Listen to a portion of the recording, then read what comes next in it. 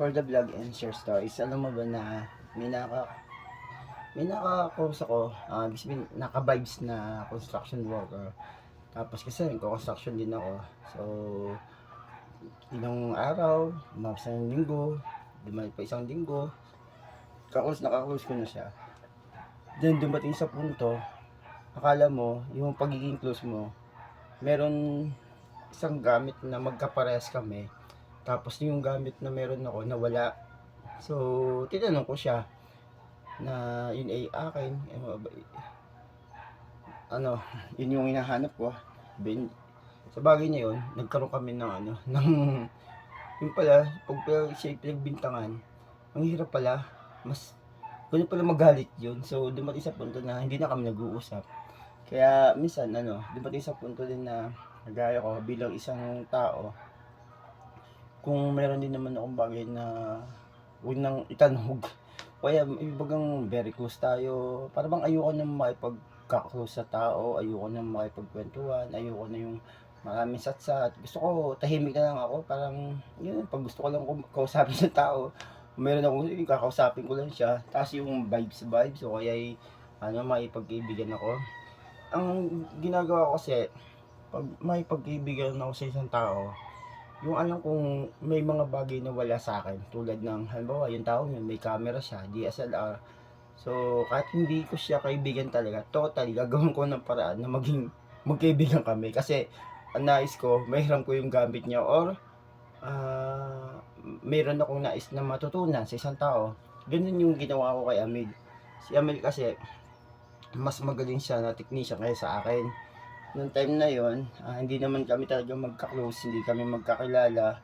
So, tanong ako ng tanong, hanggang sa, siyempre, gagastos ka din ng, pre, baka meron ako dito bigay ko sa'yo. Si may dali ng tinapay, soft drinks.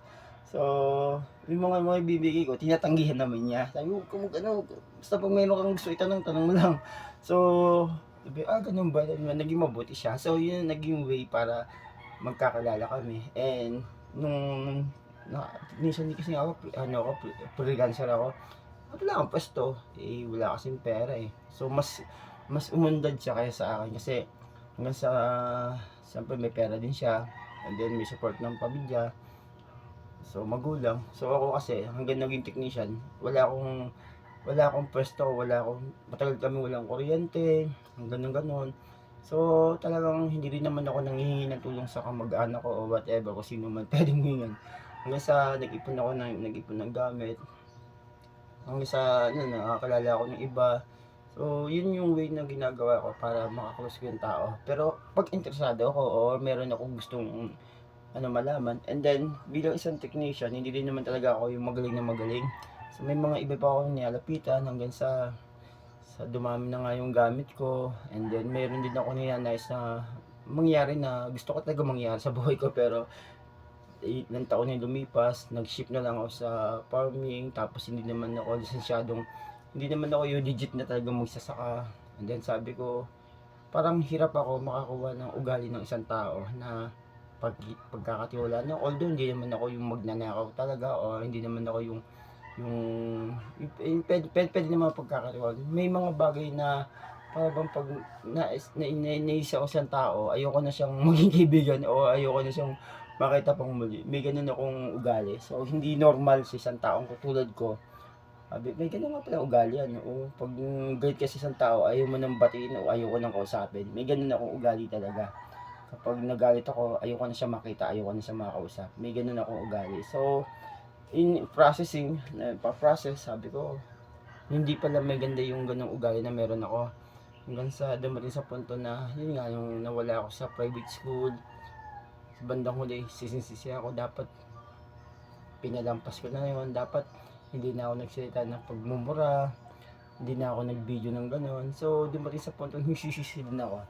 And anyway, nangyari na nga yun, hanggang sa process din na gusto kong baguhin sarili ko, kasi ang ugali na nga. So yun, hanggang sa sabi ko, magsarili na ako ng negosyo.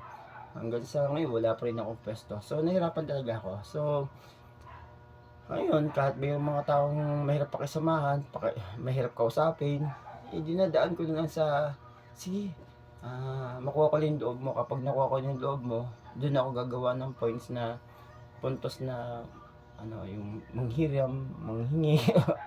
Pero hindi naman lahat ng kakilala ko ay hiningan ko. Never, mga naging customer ko, kapag meron akong sinabi na yung pesa nila sira, hindi ko na, ay, akin lang po yan. Sira na po. Kasi may papasok na isipin na, ay, sinabi lang niya sira, pero ba't hiningi niya? Hindi ibig sabihin, nagana pa yun. So, lahat ng naging customer ko, hindi ako naging ganyan, hindi ako pala hingi ng gamit. May ilan akong kapwa ko technician na may sariling shop na, yun, madalas hingi ako ng hingi ng gamit. Hanggang sa may hingi ng hingi, hindi naman nagbibigay. So, yung iba, yun, kaysa gawin ko yun, nakakaranas ako ng mga salitang galing sa ibang tao, nakapwa ako technician. Ang ginawa ko, inabangan ko na lang yung junk shop. May mga junk shop na nagdadala din, mga nangangalakal. May CPU, mayroong kable, mayroong cable, may hard disk, may memory, may laptop. So, doon na ako bumibili. So, ganun hanggang trade in, hanggang sa kinakaibigan ko na may-ari ng shop. Oy, marunong ako maggupit, oy, marunong ako magilot. Hindi ko palang alam. Ay, mabubuhay ka sa mundong ito. Pero hindi niya alam. Hindi niya alam. Meron din akong kakulangan. So, yan, hanggang sa ito pa rin ako. Pero, in time, sabi nga, hindi pa talaga panahon ko. And pag panahon ko na siguro, nandun na yung establish ko ng negosyo na gusto ko talaga. Anyway, yun lang naman talaga yung gusto ko mangyari. And pasalamat sa Diyos kasi kahit na nakapag soft drinks, napapadalas yung pag soft drinks, pero ayoko na talaga. And gusto ko din yung umaba ang buhay, yung mabuhay nang walang sakit. Kasi ang hirap kasi talaga may sakit. So anyway, yun lang naman. And for the vlog is your story. So yung masama at mabuting comment, wala pinagkaiba yun, paborito sa my channel. And yun, nagiging kaus ko yung tao, kaya minsan angat na agad ako kapag hindi ko kilala yung isang tao. Hindi na ako nakipagkaibigan, hindi na ako nakipagkilala. Hanggang sa, ganyan-ganyan na, pangiti-ngitin lang. Kung maaari nga lang, yung bahay ko, 400 meters ang layo ng kapitbahay ko eh.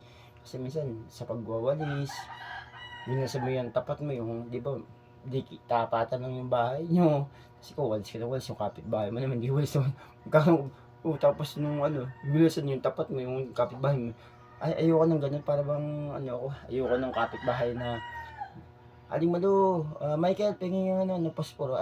Michael, pero nga ng may pengen may tatubig. Michael, pengen nga asukal. Michael, pengen nga dyan, yung stick na kape.